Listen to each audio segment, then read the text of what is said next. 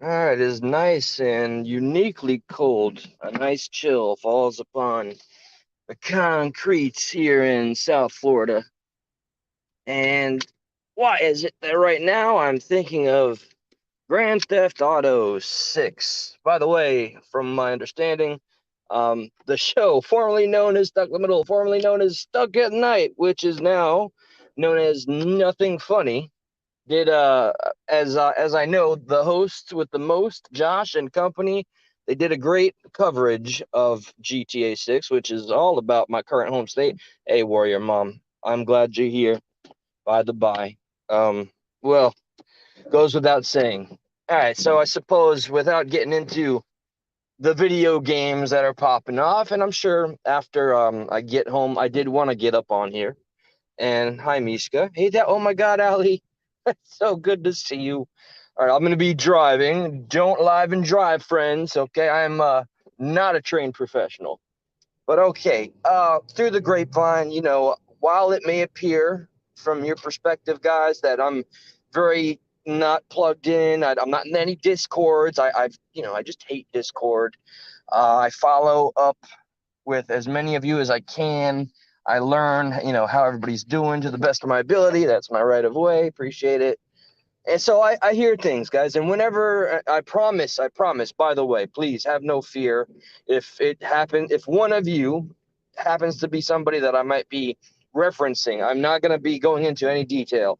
I have not taken the authority to talk about anything that anybody is specifically going through. Okay. So, with that being said, I just know that a lot of us, okay, there's only one specific thing that I heard about that I feel like kind of legally obliged to discuss, but we'll get to that bridge when we cross it. A reminder, okay, I'm not the best at being a part of a community, but I know this community is here. I know that a lot of you that have found their way somehow, even though I'm broken, to be close to my heart. And I've learned to really feel humble and grateful for each and every single one of you. I know that a lot of you are going through just a lot. This channel is, while I may be the guy that happens to be on the camera and talking all the damn time, which is why when I get home, I just finished up my job today. I'd like to have an open panel, and anybody that's going through anything currently or wants to revisit something or just anything that you may view as possibly cathartic or healing, that would be the intention, one of the many intentions I had for this channel. So please feel welcome when you see the next live pop up.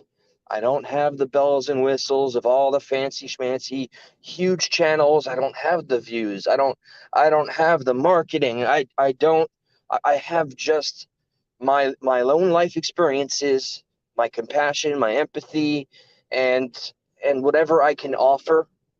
And I know all of you have just the same to give in return.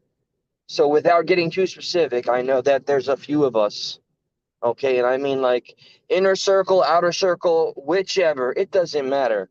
If you're here and you matter. There's a few of us that I understand are going through loss. And loss is one of the most suffocating things to experience. Lonely. It's one of the only things that we go through where no matter how much support we even know, like it's rubbed in our face and spelled out and shouted to us every single day and every single night that somebody is there and they care. We may hear that. We may understand it, but because of the loss that we experienced, we still feel alone because the loss that we specifically have gone through is a void that can only be filled by the person or by the pet or by the love that the life that has left us filled. And that's, I think, why it takes a lot of time. That's why there's no set time to go through loss and to heal from it and say, hey, I'm all better today. No, there is no There is no set manual instruction booklet that says this is how it goes. This is where you take what you can from people that are true. You take what you can and you bear it in mind, and you keep marching forward, and by God, you take your own pace for this entire experience. Going through loss can be something that actually never truly ends. I know that there's some from within my family and outside of my family that I have not recovered from, and it's been years. My grandma, and well, they're all gone now, but my grandma on my father's side, she raised me. She helped raise me, and I think about her almost more than a lot of other people that are still in my life that I love and adore. I even think of pets that I lost, and I think of how oh, this one time that I think I was kind of crappy to them, and I was whatever. It's just the littlest things we pick ourselves apart, and if we could, we'd crucify ourselves. We are being our own worst critics. We feel like we deserve the pain when we're experiencing the loss of a loved one. And nobody, no matter how good they mean, can make us feel whole again. We learn to honor their memory. We learn to remember that no matter what, when they were here on this world with us in life, they were happy to know we were happy, even if they weren't capable of having such complex thoughts. So the best we can do for anybody that ends up, going through their life cycle, so to speak, and is no longer with us, the best we can do is to honor their memory by striving for happiness, loving loud, loving proud, being outspoken, not holding back, living with as little regret as possible. That is the only thing that I've learned comes close to being what I would consider healing.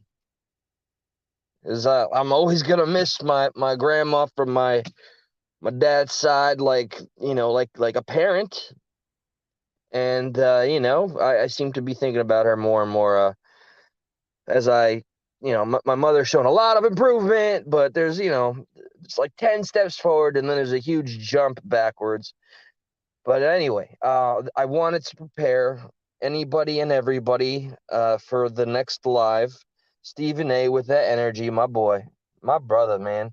Stephen, mad respect, dude, because I know you have heard or seen that I go here, there, or wherever the hell, because by God, nobody's gonna stop me.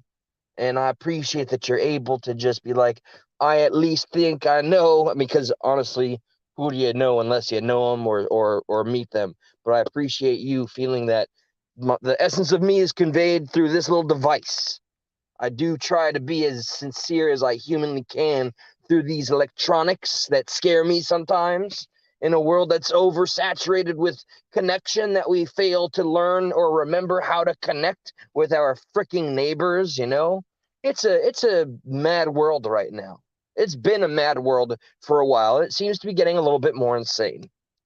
But once we are able to establish the connections that we have, we can strengthen them. It can help remind us of our humanity, because it seems like everything out there right now, as it's planned, if I dare say, is existing solely for the purpose to continue not only to tear us apart from one another, but to tear us apart from ourselves. So we're so confused about ourselves and who we are. I mean, I didn't want to get into any politicization. I'm sorry, I cannot enunciate properly. You know, making light of the movie Lady Ballers.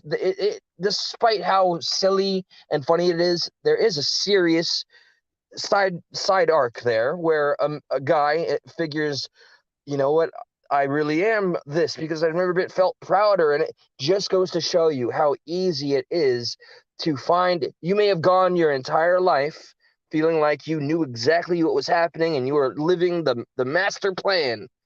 And then because of all of the status quo topics and the changing of science and this, that, and the other. Yeah, things like pronouns and these new rules that nobody really knows where they came from, and all of a sudden we have to be okay with, boys being girls, girls being boys, and or both inside of a children's school or a locker room or a bathroom or a gym or anything like that. And suddenly, like, we're something phobic, we're transphobic if we don't feel comfortable with our children, being there. Like, so this is the example of a world as it exists trying to confuse us more, because the more confused of a populace that we are in a grand scheme, I think it is the easier to pass legislation and to just screw us over and to piss in our leg and tell us it's raining.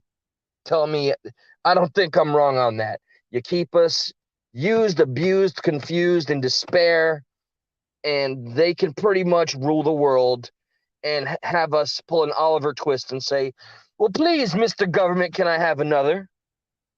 So, all right, I'm gonna get in there, and let me be very candid, guys. I know I've had my qualms about at times partaking and drinking here and there. I do not drink to excess, okay? But when I get back on, it's been a hell of a week, okay? And I think I may have a drink. Hit that live stream button and put the channel link in the where it belongs, and anybody that feels that they want to talk, share, whatever, or laugh, feel free to come on. Did I say that correct? Come on on. Come on with the coming on. Okay. Well, forget, the English language. I'm not a professor or anything. I talks real goods. Like, I'm gonna bid you adieu and see you back soon, guys. Thanks for joining me ever so briefly.